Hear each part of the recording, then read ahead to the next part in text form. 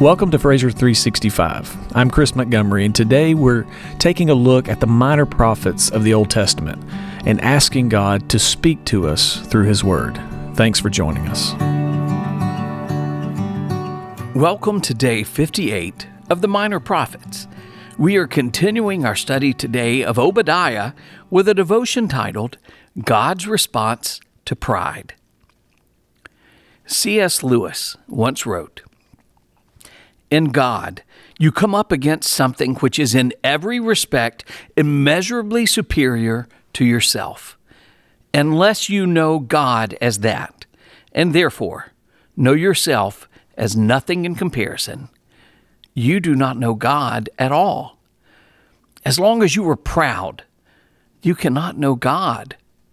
A proud man is always looking down on things and people, and of course, as long as you are looking down, you cannot see something that is above you." Our text for today is from Obadiah chapter 1, verses 2 through 4. "Behold, I will make you small among the nations. You shall be utterly despised. The pride of your heart has deceived you, you who live in the clefts of the rock, in your lofty dwelling, who say in your heart, 'Who will bring me down to the ground?' Though you soar aloft like the eagle, though your nest is set among the stars, from there I will bring you down, declares the Lord." The Edomites were a neighboring nation to Israel, often in conflict with them. The land of Edom was strategically located along trade routes, contributing to its prosperity and power. Despite their shared ancestry with Israel through Isaac, the Edomites frequently opposed Israel, leading to numerous biblical prophecies against them. Edom was a bitter enemy of Israel and even helped Israel's enemies capture Jewish refugees. Even with familial ties, persistent hostility marked the relationship between Israel and Edom. John Phillips provides insight into the location of Edom, its hostile relationship with Israel, and the predominant sin that led to its downfall. The prophecy was directed against Edom. This little country bordered Judah in the north, ran south all the way to the Gulf of Aqaba, and bordered the desert in the east between 20 to 30 miles wide and about 100 miles long. Edom was a wild, rugged, mountainous, and almost inaccessible land.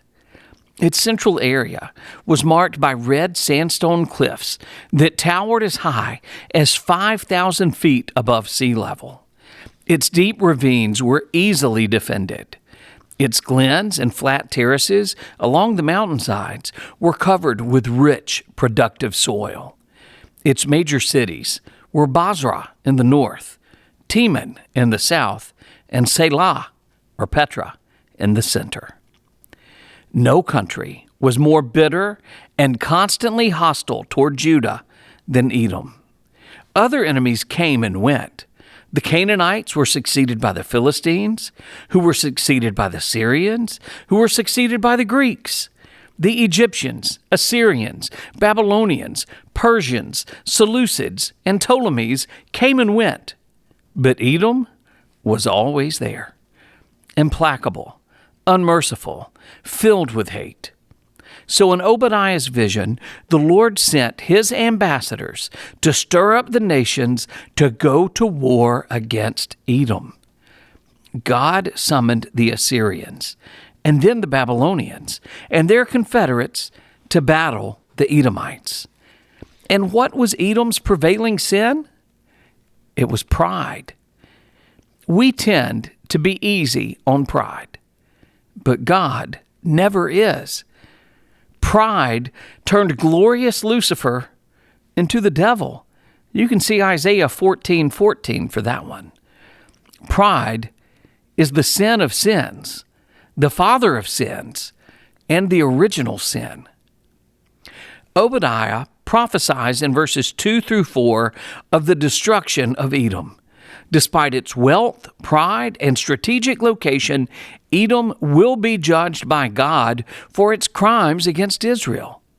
David Field gives the following commentary on these verses.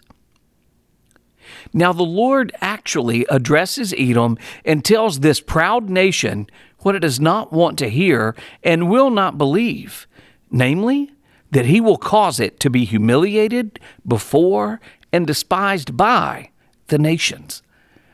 Edom is convinced that it is safe, but it is wrong. Proudly confident that their rocky terrain and impenetrable secure places make them invulnerable to attack, the Edomites are sure that whatever threats are made, no one will be able to defeat or humiliate them. Edom's sense of security is a false one. What Edom says to itself is heard by God loud and clear, and God accepts it as a challenge. God will not let that sort of attitude and talk pass without a response. He will bring down those who set themselves up in pride. Interestingly, the Hebrew word Edom is identical to the Old Testament word Adam. This wordplay in Hebrew connects the Edomites' sinful nature to the origin of sin with Adam. The problem with the Edomites is that they persistently participated in the sin that started in Eden.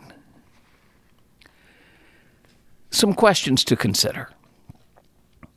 What does the following verse say about God's response to pride? From Proverbs chapter 16, verse 5. Everyone who is arrogant in heart is an abomination to the Lord. Be assured, he will not go unpunished. What do the following verses teach about combating pride? From Proverbs chapter 11, verse 2, when pride comes, then comes disgrace, but with the humble is wisdom. And from Proverbs 29, verse 23, one's pride will bring him low, but he who is lowly in spirit will obtain honor. And finally, how do the words of today's scripture embody an appropriate and fitting judgment for the sin of pride? Thank you for joining us. Have a great day.